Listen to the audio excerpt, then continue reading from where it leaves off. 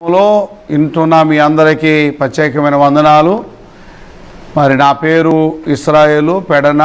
మరి నా యొక్క జీవిత సాక్ష్యం కొన్ని విషయాలు చెప్పడానికి మీ ముందుకు వచ్చాను కనుక నా సాక్ష్యం వినండి. సాక్ష్యం విని సత్యాన్ని గమనించాల్సిందిగా దేవుని పేట మేము తెలియజేస్తున్నాం. చూడండి, అపోస్తుల కార్యం 4వ అధ్యాయం 19వ వచనంలో, అందుకు పేతురు యోహాను వారిని చూసి, దేవుని మాట వినుట కంటే మీ మాటలు వినుట దేవుని దృష్టికి న్యాయమా? మీరే చెప్పండి. మేము కన్నవాటిని ఎన్నవాటిని చెప్పక ఉండలేమని వారికి ఉత్తరం ఇచ్చిరి. ఈ మాట మనం గమనించండి ప్రియులరా. మేము కన్నవాటిని ఎన్నవాటిని చెబుతాను తప్ప కవిత్వం చెప్పో రాబోదేదో లేనిపోయిన చెప్పాల్సిన పని నాకు అంతకంటే లేదు. మేము మరి మా యొక్క జీవితాల్లో మా నాన్నగారు పేరు ఆంజనేయులు, ఇప్పుడు ఆశీర్వాదంగా మారి పాస్టర్ గారు అయ్యాడు. ఒకప్పుడు మరి ఇక మమ్మగారి పేరు దుర్గమ్మ. మేము 9 మంది పిల్లలం, 5 ఆడపిల్లలు, 4 మగపిల్లలు. నాన్నగారు మరలా యేసుప్రభుని నమ్మనప్పుడు ఇంకో భార్యను చేసుకున్నాడు. ఆమెను కూడా మా రెండో అమ్మగారు, ఆమెకి 6 పిల్లలు. సుమారుగా మేము 15 మంది సంతానం. ఈ సంతానములో మా నాన్నగారు విగ్రహారాధన చేసేవాడు. దేవుడు అంటే ఎవరో తెలియదు. నా పేరు మరి నేను మగపిల్లల్లో రెండో వాడిని. నా పేరు సాంబశివరావు. మేము మా నాన్నగారు వాళ్ళు విగ్రహారాధన చేసేవాళ్ళు. యేసు ప్రభు అంటే మా నాన్నగారు ఎట్టి పరిస్థితుల్లో ఊరుకునేవాడు కాదు. తుమ్మిడి ప్రాంతం నుండి ఒక దైవజనులు అబ్రహాం గారు వచ్చి సువార్తను ప్రకటిస్తూ ఉంటే మా గ్రామంలో చెప్పడానికి కూడా వీలు లేదు అని చాలా ఇబ్బందులు పెట్టిన కుటుంబం మా కుటుంబం. మేము చిన్నపిల్లలు, మాకు తెలియని పరిస్థితిలో ఉన్నప్పుడు నాన్నగారు మా అమ్మగారికి మరి ఒక తలనొప్పి, భయంకరమైన తలనొప్పి వచ్చింది.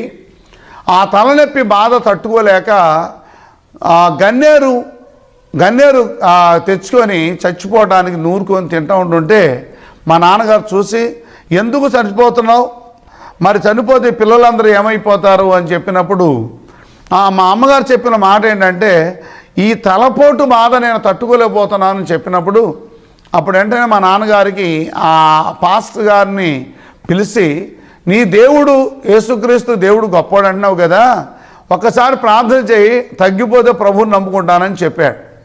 అప్పుడు వెంటనే ఆయన ప్రార్థన చేశాడు. 5 నిమిషాల్లోనే తగ్గిపోయింది. ఆ రోగం భయంకరమైంది. తగ్గిపోయిందని మా అమ్మగారు చెప్పిన తర్వాత మళ్ళీ మా నాన్నగారు, ఇప్పుడప్పుడే రావడం కుదరదు, నువ్వు వెళ్ళు, నేను తర్వాత వస్తాను, నాకు కొన్ని మొక్కుబడులు ఉన్నాయి అని చెప్పిన తర్వాత మరలా వచ్చేసిందంట ఆ తలపోటు. తట్టుకోలేక బాబు అని మళ్ళీ అరుస్తూ ఉన్నప్పుడు సమయాల్లో ఇద్దరు కలిసి చెప్పిన మాట ఏంటంటే, మేము ప్రభువుని నమ్ముకుంటాం, ప్రభు గొప్పోడని ప్రభు దగ్గరికి వెళ్ళాడు నాన్నగారు.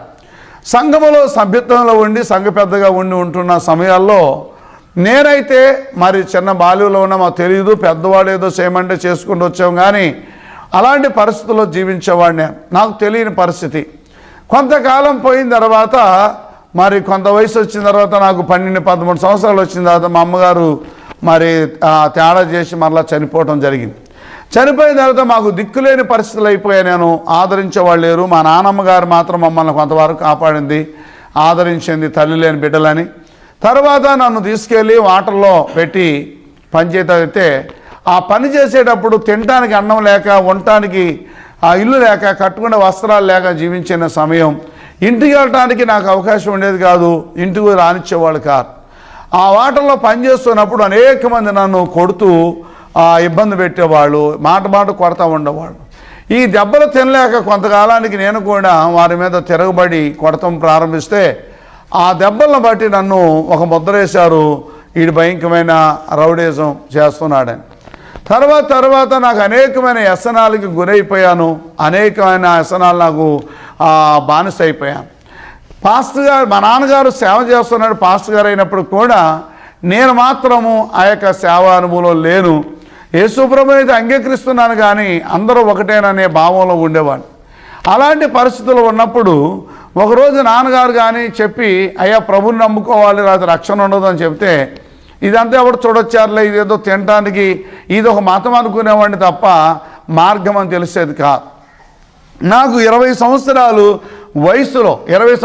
వయసులో ఒకప్పుడు మేమందరం కూడా ఎవరు చూడొచ్చారులే, నా భావం ఏంటంటే ఎవరు చూడొచ్చారులే, ఉన్నంతకాలం తిని ఉన్నంతకాలం అనుభవించేసి చనిపోతే ఎవరు చూడొచ్చాడులే అనే భావనలో ఉండేవాడిని.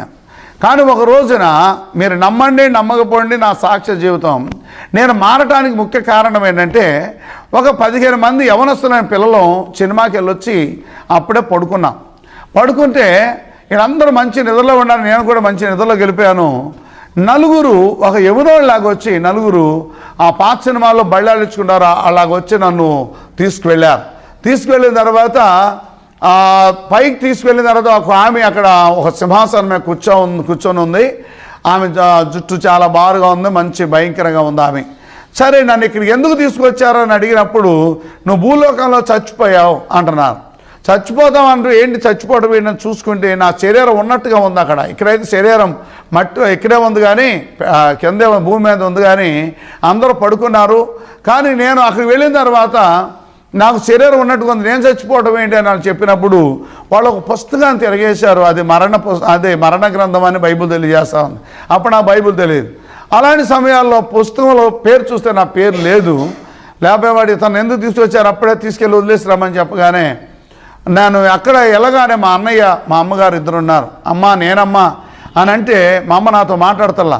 అంటే మా అమ్మ నాతో మాట్లాడదా, ఎందుకు మాట్లాడదండి ఒకసారి చెప్పండి అని ఆ పక్కనున్న వ్యక్తిని అడిగితే వాళ్ళు అని చెప్పిన మాట ఏంటంటే భూలోకంలోనే కానీ తల్లి కొడుకు కానీ అన్న తమ్ములని అక్క చెల్లుళ్ళని ఇక్కడ బంధుత్వాలు ఉండవయ్యా అని చెప్పిన తర్వాత ఆ కుడి వైపున అనేక మంది పెద్ద పెద్ద కేకలు వేస్తున్నారు, అరుపులు అడుస్తున్నారు.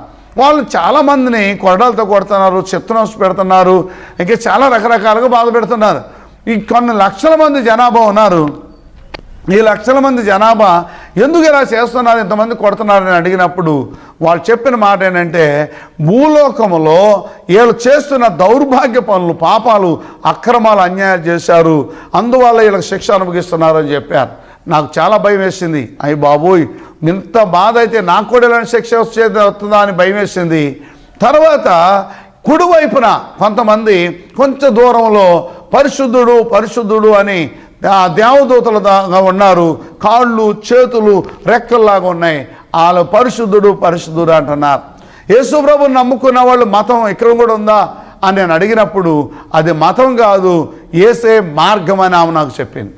ఆ మాట విన్న తర్వాత నేను యేసు ప్రభు అంటే దేవుళ్ళందరిలో ఒక దేవుడేమో, అందరూ ఒక ఆయన, అందరూ కలిసి ఈయన కూడా ఒక దండం పెడితే సరిపోద్దాం అనుకున్నాను. కానీ సర్వంతయామి ఆయనేనని ఈ భూలోకములో నాకు ఎవరు చెప్పినా లేదు. కానీ ఆమె చెప్పింది ఈయనే ఆయన రక్షకుడని. మా అమ్మ దగ్గరికి వెళ్ళి చెప్తే మా అమ్మ మాట్లాడతలేదు. నన్ను తీసుకొచ్చి ఒక తాడంత లెక్కలో వదిలేశాను. నేను ఇక గిరగిరా తిరిగి వచ్చే కట్లో పడగానే నాతో పాటు పడుకున్న కుర్రోళ్ళు మంచి వర్షం, 2 దుక్కులు వర్షం పడింది, ఎట్టోళ్ళు అట్టు వెళ్ళిపోయారు. నేను అక్కడే పడుకున్నా. నా నోట్లో నీళ్ళు ఉండిపోయినాయి. తీరా చూసి ఆ ప్రాణం వచ్చి ఎప్పుడైతే పడిందో వెంటనే లేచి చూడగానే వెంటనే ఎవరూ లేరు. మా పెదనాన్నగారు ఆ అబ్బాయి వాటర్లోకి వెళ్ళి ఆ బట్టలన్నీ పడేసి ఏంటా అని ఆలోచన చేస్తుంటే మరొకటి మర్చిపోయా. అక్కడ ఏమని చెప్పిందంటే ఇతను తీసుకెళ్ళి వదిలేసేసి ఒక ఆమె ప్రశ్నిస్తూ ఉంటుంది, తల్లిని పిల్లల్ని తీసుకొచ్చామని చెప్పారు. ఏంటి ఇది అంత గోల ఏంటి అనుకున్నాను. మొత్తానికి వచ్చిన తర్వాత పడుకొని ఆలోచన చేస్తూ ఉన్నాను. మా వెనకాల 2వ వీధిలో తల్లి పిల్ల ఇద్దరు కూడా ప్రసవిస్తూ చచ్చిపోయింది. ఆమె పిల్ల కూడా చనిపోయింది. తెల్లారి ఏడుస్తుంటే ఏంటి ఏడుస్తున్నారని చెప్తే పలానని చెప్పారు. అదే నా రాత్రి దర్శనం, నేను వెళ్తాం ఇట్లా జరిగిందని చెప్పాను. దాని తర్వాత దేవుని యొక్క సువార్తగా నన్ను పిలిచాడు సేవ చేయమని. నేను బట్టల వ్యాపారం చేసుకునేవాడిని. నాకు ఈ సువార్తలు ఇవన్నీ నాకు వద్దు, మా నాన్నగారు చేతన మా తమ్ముడు చేతన చాలే అనుకునేవాడిని. కానీ నేను అనేక మందికి సేవలో సహాయపడేవాడిని కానీ సేవ చేసేవాడిని కాదు. దేవుడు నాకు చెప్పాడు 1994లో దేవుడు నన్ను పిలిచాడు. ఆ పిలుపుకి లోపడ్డా. నేను రోగస్తుని చేత నా మాట వినబోతేనని ఒక వ్యక్తి చెప్పాడు. ఏమన్నా చేసుకోమని చెప్పాను.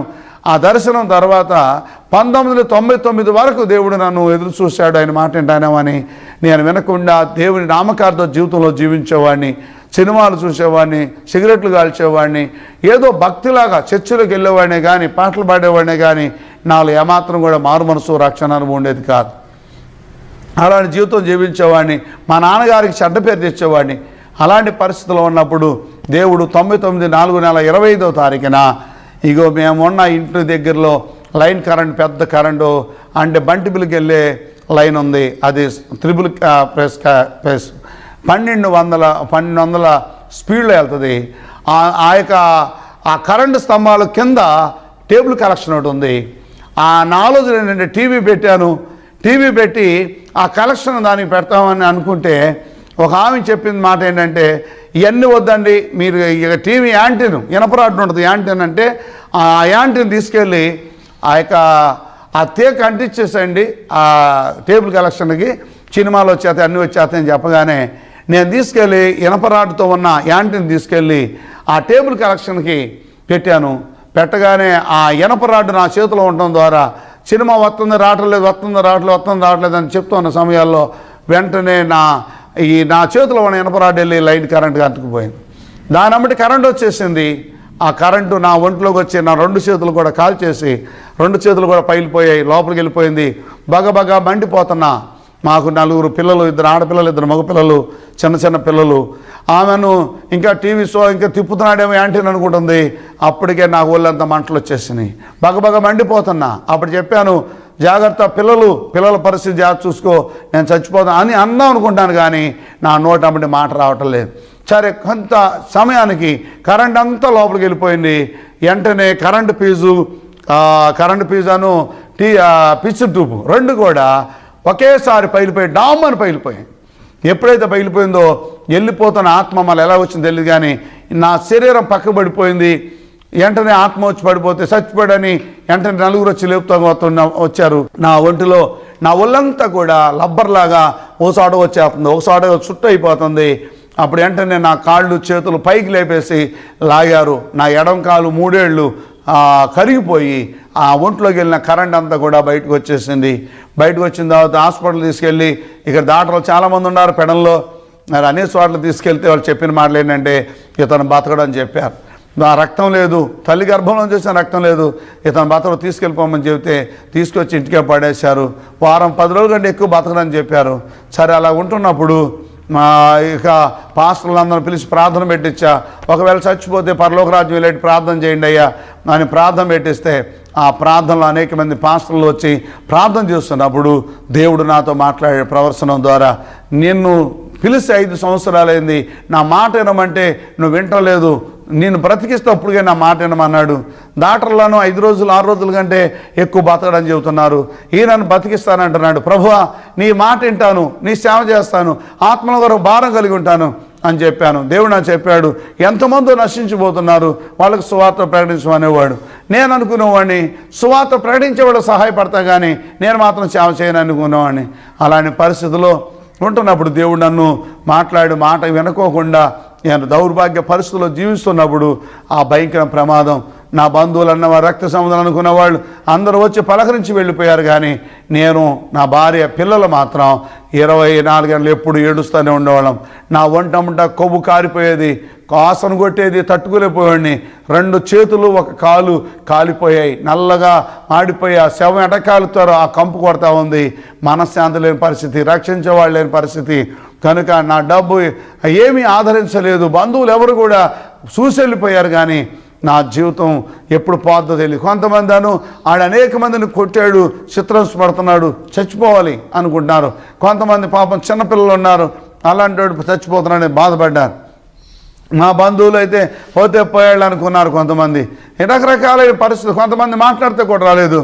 అలాంటి సమయంలో ప్రభువా, ఈసారి నేను బతికించిన ఆయన నీ సన్నిధిలో నీ సాక్షిగా బ్రతుకుతానని ప్రభు దగ్గర చెప్పినప్పుడు దేవుడు నన్ను ముట్టి బాగు చేశాడు, నాతో మాట్లాడాడు. ఒకసారి అప్పుల పాలైపోయి చచ్చిపోవాలని నిర్ణయం చేసుకున్నాను, ఆ బాధలు తట్టుకోలేక.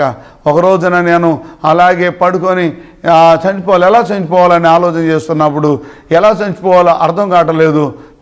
ఆ రోజున పడుకొని ప్రార్థన చేసి ఎలా చచ్చిపోవాలి, ఏ రకంగా చచ్చిపోవాలని ఆలోచన చేస్తుంటే యెషయా గ్రంథం 49వ అధ్యాయం 3వ వచనం ఒక మనిషిలాగా వచ్చి దేవుడు నాతో మాట్లాడుతున్నాడు. చదువు అన్నాడు. చదవగానే ఇశ్రాయేలును నా సేవకుడు నేను ఏర్పాటు చేసుకున్నానని దేవుడు నాతో మాట్లాడాడు.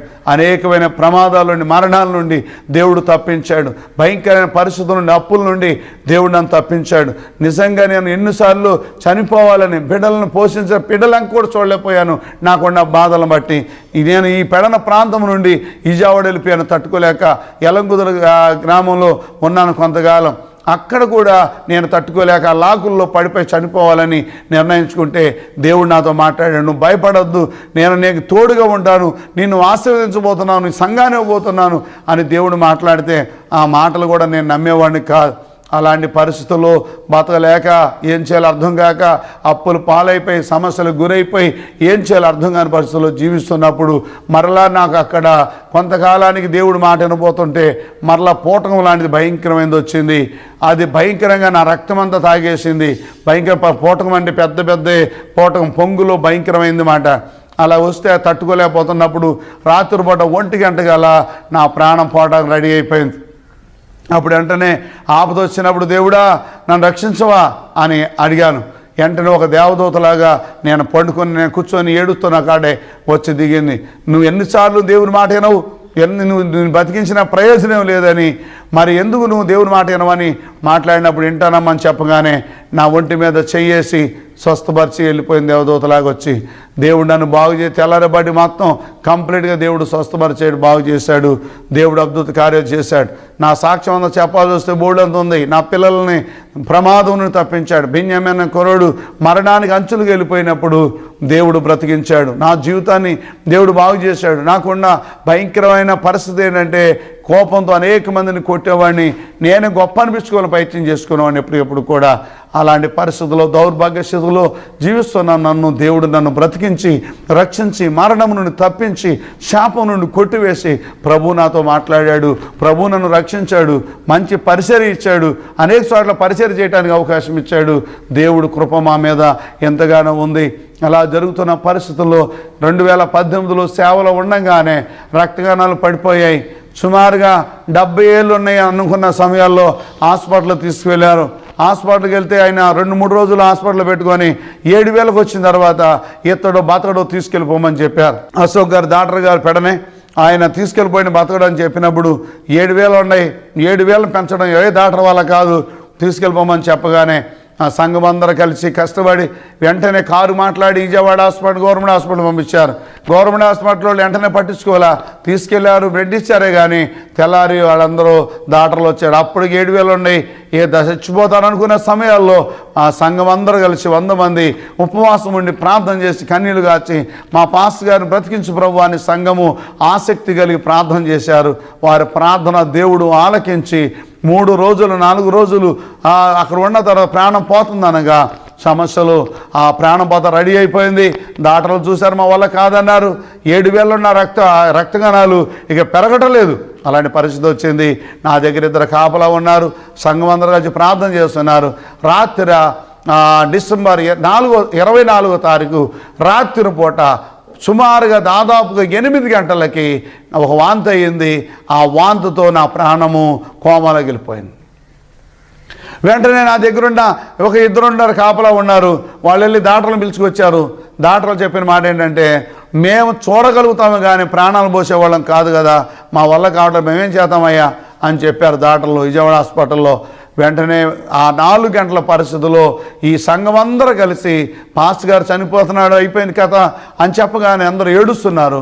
ఆ ఏడుతున్న సమయాల్లో అందరూ గోలు పెట్టి ఏడుస్తూ ఉండగా అక్కడ నేను ప్రాణం పోయి ఉన్న పరిస్థితుల్లో వీళ్ళందరూ ఏడుస్తున్నారు.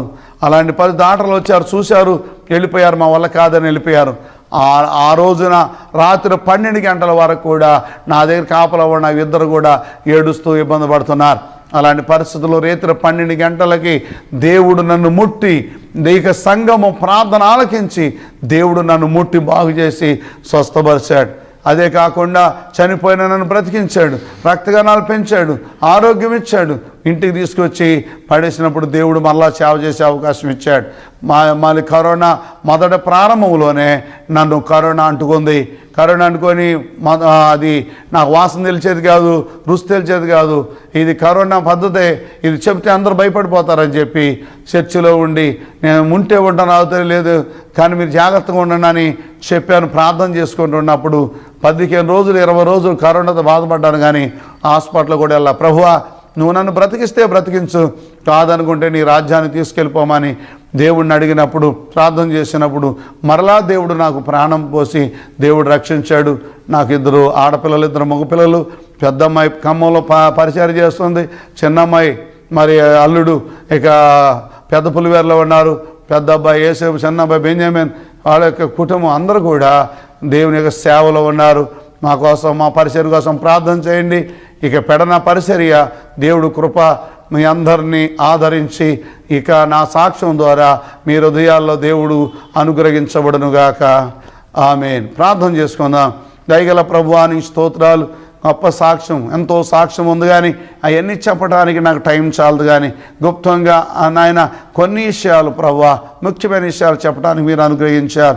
మరణము నుండి నన్ను తప్పించారు. ఎంతమందో ఇలాంటి మరణ అవస్థలో, అప్పుల బాధల్లో, సమస్యల్లో, వ్యాధులతో బాధపడుతున్న వారు అనేక మంది ఉండుండొచ్చు. ప్రభువా ఈ సాక్ష్యం విని అనేక మందిలో ప్రభు గొప్ప ఆదరణ కలగటానికి నీ కృప దయచేయండి. ప్రభువా ఈ సాక్ష్యము ద్వారా అనేక కుటుంబాలు రక్షించండి. నన్ను బ్రతికించినట్టు అనేక మంది రక్షించి ఆదరించండి. నాకులాగా సమస్యలై అప్పుల పాలైపోయి నెమ్మది లేక మరణమే చరణం అనుకున్న వాళ్ళు ఎంతమంది ఉన్నారో వారందరూ కూడా మీరు రక్షించి ఆదరించండి.